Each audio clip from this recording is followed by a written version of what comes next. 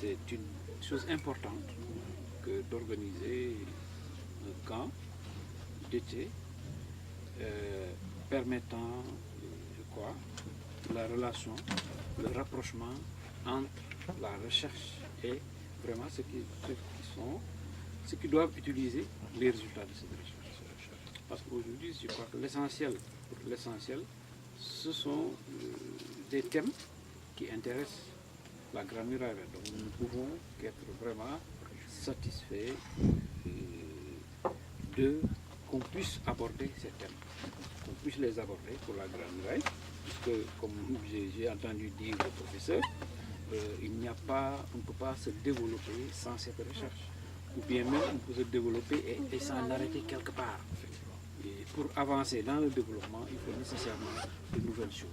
Et ces nouvelles choses, c'est dans le cadre de la recherche qu'on peut les avoir.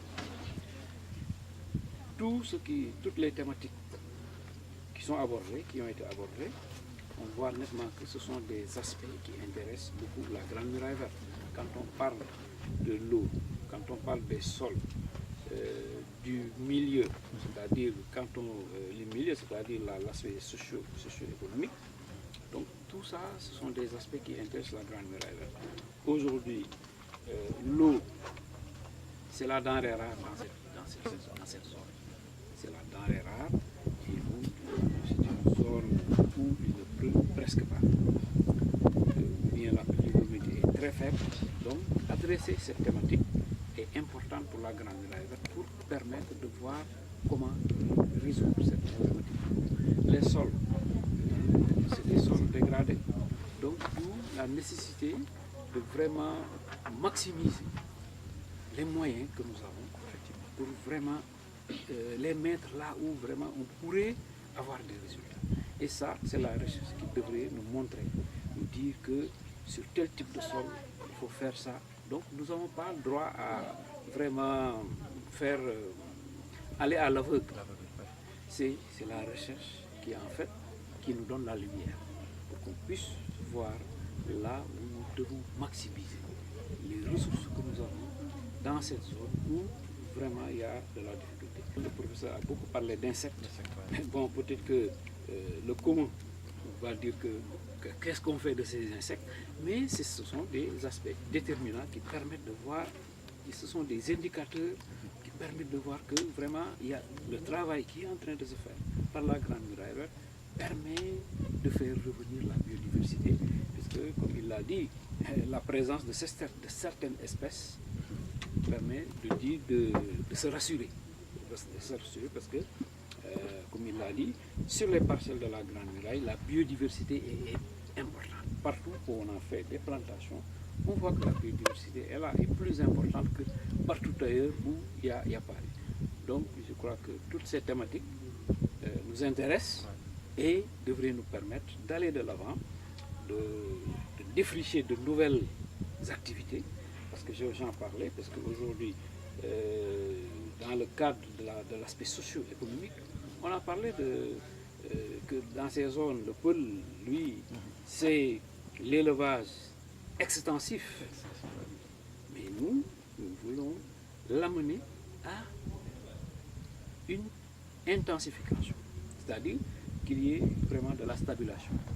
Et pour y arriver, je crois qu'il faudrait que la ressource, l'herbe, qui permet de faire vivre les animaux, que nous, qu'on puisse la mettre à disposition.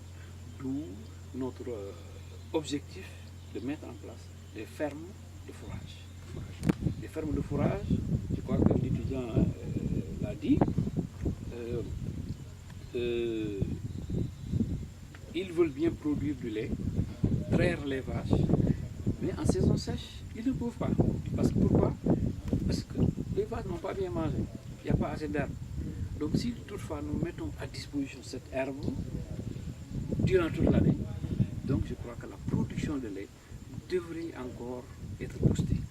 Et pour ça, quand même, qui dit production, dit conservation. Il faudrait quand même qu'on mette des capacités qui permettent qu'on puisse recueillir cette production, la garder et aussi la mettre à disposition de la population qui doit la consommer. Donc pour cela, je crois que la Grande Muraille Verte met en place des pare-feux. C'est à travers ces pare-feux que nous nous allons avoir nos pistes de production, créer un nouveau emploi, une nouvelle activité, c'est-à-dire de collecteurs. Des gens qui vont venir collecter le lait et le mettre à disposition dans un centre. À partir de ce centre, l'industriel pourra se déplacer et aller prendre le lait. Au lieu que l'industriel puisse faire toutes les localités, on va mettre à disposition ces productions de lait. Donc aujourd'hui, nous, ce que nous devons faire, c'est de faire en sorte que la production de lait, c'est-à-dire les éléments qui rentrent dans cette production, c'est l'herbe, le fourrage. Donc il faudra qu'on mette en place ces fermes de fourrage.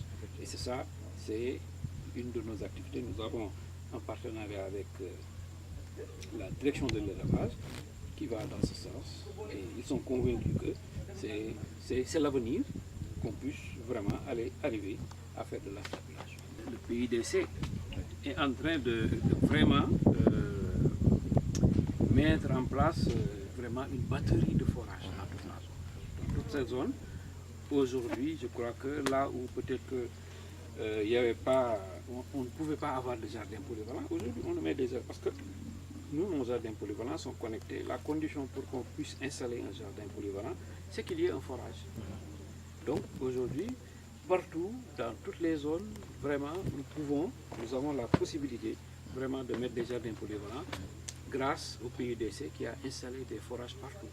Le PUDC est en train aussi de mettre en place de l'électrification, l'électrification, des pistes, de donner aux populations même des moulins et tout, permettre à ces populations de vraiment pouvoir subvenir à leurs besoins. Donc le PUDC appuie la Grande Muraille Verte dans ce sens-là. Dans ce sens, puisque nous ne mettons pas, la Grande Muraille Verte ne met pas de forage. La Grande Muraille Verte travaille sur les forages existants, sur les surplus d'eau dans les jardins polyvalents. Et là, le PUDC, consciemment ou pas du tout, a mis en place des forages sur vraiment tout le tracé de la Grande Muraille. De Huilou, Djengoli, il y a pas loin ici, il y a des forages. Le forage à Tessekere, Labgar, vous allez à Luguere-Tcholi, il y a des forages qui sont mis en place tout au long, qui ont l'eau à disposition.